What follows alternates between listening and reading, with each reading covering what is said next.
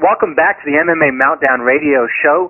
Our next guest is Sam Stout. He's fighting Thiago Tavares here on UFC 142, which can be caught on pay-per-view Saturday, January 14th. That's 8 p.m. Mountain Standard Time. Hey, Sam, how's it going? It's going great. Good, good. How's rest week treating you? It's nice to finally get a little break and ease back my training a little bit. I'm doing it here in beautiful Brazil, so that's not bad either. Right, can never go wrong there. How's your weight looking? Weight's good. I made sure to cut a little extra weight, be a little leaner coming into this one, just because I didn't know how the travel was going to affect me. It was a long flight out, so I made it easy on myself this time. Absolutely, better safe than sorry is always better, huh? Yeah. Now, Sam, you're coming in off of a 2-fight win streak, the most recent being your first-round knockout at Yves Edwards. And, I don't necessarily want to get into something or open up old wounds, but, I mean, the reality is this is going to be your first fight without your brother-in-law slash trainer, Sean Tompkins. I had seen in an earlier interview you did that you found some strength inside you. You become a little bit more self-motivated, a little bit more confidence has come from within yourself. Have you been able to tap into any deeper skill sets, or have you been able to find any new skill sets with this new self-motivation that you're going through? Yeah, definitely. I've definitely felt it in training.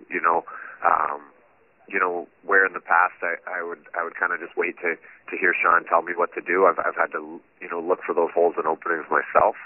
So I definitely think I've gotten a lot better at that, and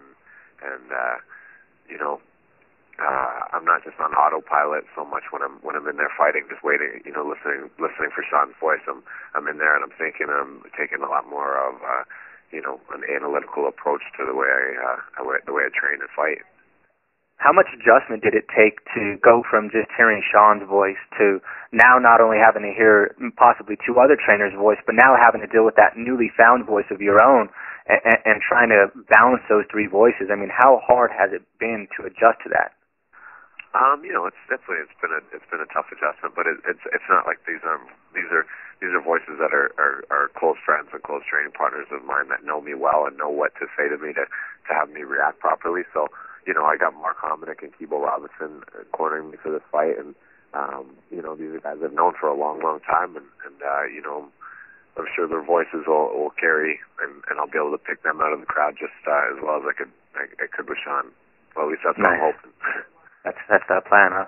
Now, you haven't been tapped out since 2006, and you already know Tavares is going to try and get you on your back, as many times as you can. The shots are going to come heavy and often. What steps have you taken to prevent that, and have you taken any steps to capitalize should you find yourself in an advantageous situation on the ground?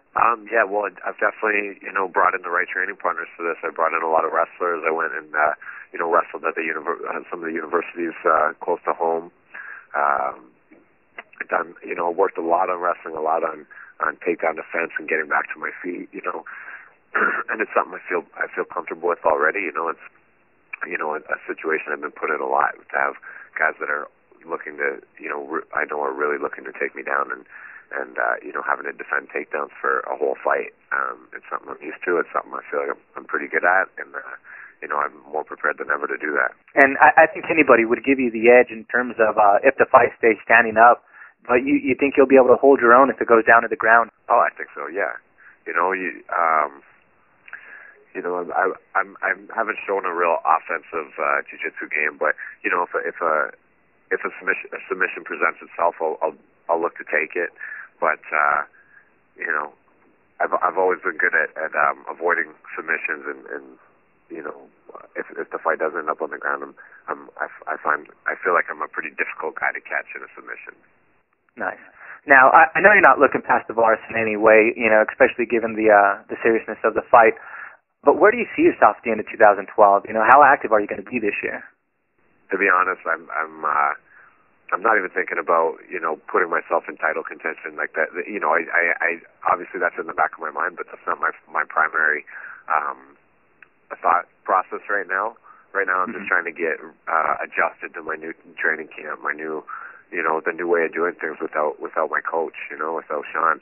So, whatever. I'm not in any rush to, get the title. I mean, it's still young. I still have a long way to go in this sport. So, I don't want to rush myself into it and do anything before I'm ready. I'm just going to keep stacking up wins. I want to keep learning. I want to keep getting better, and that's my goal for this year. Now, your nickname is Hands of Stone, but you do things outside of the cage that may lead people to call you other things like a mentor or maybe somebody to look up to. Can you tell me just a little bit about the anti-bullying program that you participate in? Yeah, it's a charity. It's a charity that I feel pretty strongly about. We have a big kids program at our gym, and that's a message that we really try and stress with the kids. That to us this is a sport, and it's not the kids class that we're teaching them striking techniques and different things that they can potentially hurt somebody with, and we find it's very important, and it's our responsibility to tell them and other kids that anything you might learn and in the gym is only to be used in the gym and only to or in self-defense, and never you should never use it to pick on somebody or belittle or use your superior size or strength or fighting ability to intimidate somebody and make somebody feel like an outcast. I just think it's a very important issue, and yeah, I don't think it's right to bully people in any way. No, absolutely. Now, how important with the UFC and MMA in general growing so much in terms of the sport's overall growth, how important is it that mainstream America, or just mainstream and newly acquired fans of MMA, how important is it for them to see that side of MMA? I think that's very important. I think it's a big, it's a big issue for, there's still, as far as the sport has come, there's still a lot of people that see it, that haven't really educated themselves on it and really watched and got to know some of the fighters, and they still think they're still kind of have this preconceived notion about us. So I think it's important to really break those stereotypes and really let people know that we're, for the most part, everyone in the sport is, very well educated, very respectful, and we're very hardworking athletes, and that's what we want to be looked at as, and not some kind of animals that get in the cage and fight. Right, that's awesome. That's an awesome point. Now, Sam, again, I definitely want to thank you for your time. It's been great talking to you. Good luck come UFC 142. All right, thanks a lot.